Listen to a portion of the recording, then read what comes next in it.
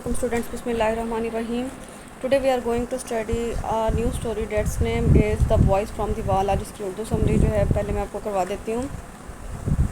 तो ये जो स्टोरी है the voice from the wall, ये एक नफ्सियाती कहानी है, मतलब साइकोलॉजिकल टाइप की स्टोरी है। और ये हमें चीन की औरत है, चाइनीज़ वुमेन है, उसकी जो सोशल प्रॉब्लम्स होती हैं ना उसके बारे में बताती है कि इन ख़वातीन को हिजरत करने के बाद एक नए मुआशरे में, एक नई सोसाइटी में, नई ज़ुबान के साथ किन किन जो है ना सोशल प्रॉब्लम्स का, सोशल इशूज़ का सामना करना पड़ता है। यिंग जो है ना एक अमरीकी खातून, चीनी जो है ना अमरीकी खातून का नाम है।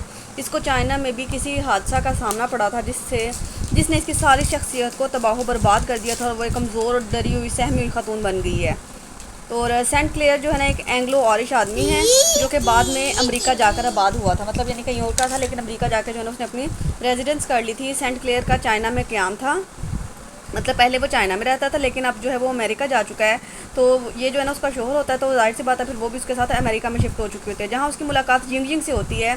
यिंग को खस्ता हालात में देखकर वो अपने साथ अमेरिका ले गया और कोशिश करके कि इसको अमेरिकी शोहरत भी दिलवा दी, मतलब जो उनका वो नेशनलिटी होती है ना, ग्रीन कार्ड होता है, वो भी उसको दिलवा देता है। सेंट क्लेयर एक अच्छा आदमी था लेकिन उन दोनों की शादी कोई ज़्यादा खुशगवार नहीं रहती।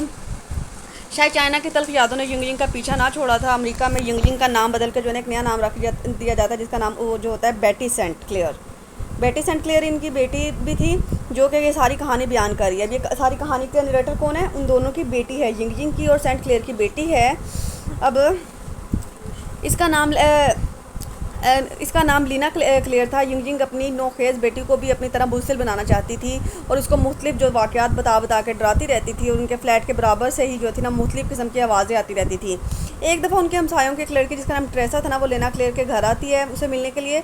अब ट्रेसा जो है ना वो लेना क्लेयर को बताती है कि इसका और उसकी माँ का आपस में झगड़ा हुआ है और वो ट्रेसा की माँ ने ट्रेसा को घर से बाहर निकाल दिया है। मतलब जो उनकी नेबर होती है ना उसकी मदर के साथ उसका झगड़ा हुआ होता है और वो उसकी माँ ने उसको निकाल दिया होता है और वो इनके घर लीना के घर आ जाती है और उनके घर की अंगीठी आतिशदान से कूद कर अपने घर के बेडरूम में जाना चाहती है। मतलब उसकी माँ ने निकाल दिया। वो कहते हैं कि मुझे जो है ना थोड़ा सा रास्ता दो कि मैं आप लोगों की खिड़की से गुजर के जो है ना अपने घर पे जो है ना फलांग जाऊँ।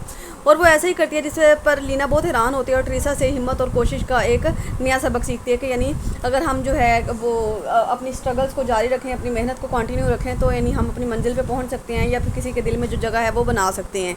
ये इसकी उर्दू समरी थी, उम्मीद है आपको समझ आ गई है। नेक्स्ट इंशाल्लाह इंग्लिश समरी करते हैं और इसका क्रिटिकल एनालिसिस और करैक्टर स्केचेस भी करेंगे। टेक केयर, अल्लाह हाफ़िज़।